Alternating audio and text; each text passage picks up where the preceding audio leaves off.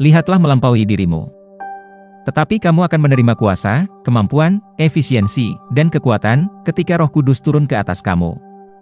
Kisah Para Rasul 1 ayat 8 AMPC. 2 Korintus 3 ayat 5 AMPC mengatakan, bukannya kami layak, memenuhi syarat dan cukup dalam kemampuan, dari diri kami sendiri untuk membuat penilaian pribadi atau untuk mengklaim atau menganggap sesuatu berasal dari kami, tetapi kekuatan dan kemampuan serta kecukupan kami berasal dari Tuhan. Terpujilah Tuhan. Ini berarti engkau tidak kekurangan kemampuan untuk apapun. Ini mengingatkan apa yang dikatakan kitab suci dalam Filipi 2 ayat 13, karena Allah lah yang mengerjakan di dalam kamu baik kemauan maupun pekerjaan menurut kerelaannya. Roh Kudus membuat engkau mau dan mampu melakukan, untuk memberikan tingkat keunggulan tertinggi sepanjang waktu. Tidak heran Alkitab mengatakan, tetapi harta ini kami punyai dalam bejana tanah liat, supaya nyata, bahwa kekuatan yang melimpah-limpah itu berasal dari Allah, bukan dari diri kami. 2 Korintus 4 ayat 7. Itu bukanlah kekuatanmu, tetapi kemampuan ilahinya yang bekerja di dalammu. Oleh karena itu, lihatlah melampaui dirimu sendiri.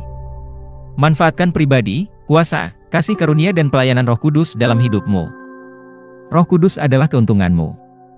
Dalam pelayanan, karir, bisnis, pekerjaan atau akademikmu, sadarilah kasih karunia dan kuasanya bekerja di dalam engkau dan melalui engkau. Lakukan segala sesuatu dengan kuasanya yang perkasa. Ikuti hikmat dan tuntunannya, sadarilah bahwa engkau sanggup melakukan tugas apapun karena Dia hidup di dalam engkau, berjalan dan bekerja di dalam dan melalui engkau. Zakaria 4 ayat 6 berkata, bukan dengan keperkasaan dan bukan dengan kekuatan, melainkan dengan Rohku, firman Tuhan semesta alam. Dia memenuhi engkau dengan kemampuan supranatural untuk melakukan hal-hal yang berada di luar kemampuan dan pemahaman manusia.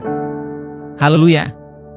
Mari kita berdoa, aku cukup dalam kecukupan Kristus, aku melakukan semua hal dengan kekuatan besarnya, dibimbing oleh kebijaksanaan dan kasih karunia-Nya.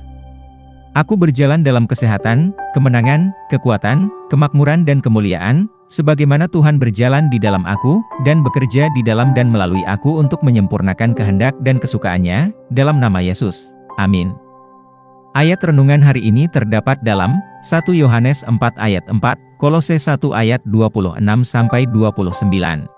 Kami yakin Anda telah diberkati dengan renungan Rhapsody of Realities hari ini. Bagi siapapun Anda yang ingin menjadikan Yesus Kristus sebagai Tuhan dan Juru Selamat bagi hidupmu, silahkan mengucapkan doa berikut ini bersama-sama dengan saya. Ya Tuhan Allah, aku datang kepadamu dalam nama Yesus Kristus. Firman-Mu mengatakan, barang siapa yang berseru kepada nama Tuhan akan diselamatkan. Kisah Para Rasul 2 ayat 21. Aku meminta Yesus masuk dalam hatiku menjadi Tuhan bagi hidupku. Aku telah menerima hidup yang kekal dalam Rohku dan sesuai dengan Roma 10 ayat 9, sebab jika kamu mengaku dengan mulutmu bahwa Yesus adalah Tuhan, dan percaya dalam hatimu bahwa Allah telah membangkitkan Dia dari antara orang mati, maka kamu akan diselamatkan.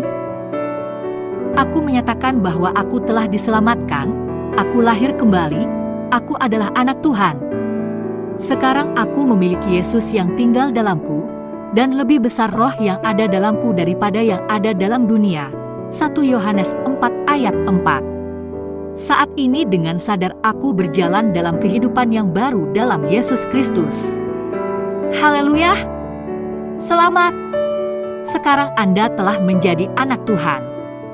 Untuk menerima informasi lebih bagaimana Anda dapat bertumbuh sebagai seorang Kristen, silahkan hubungi kami di alamat di bawah ini.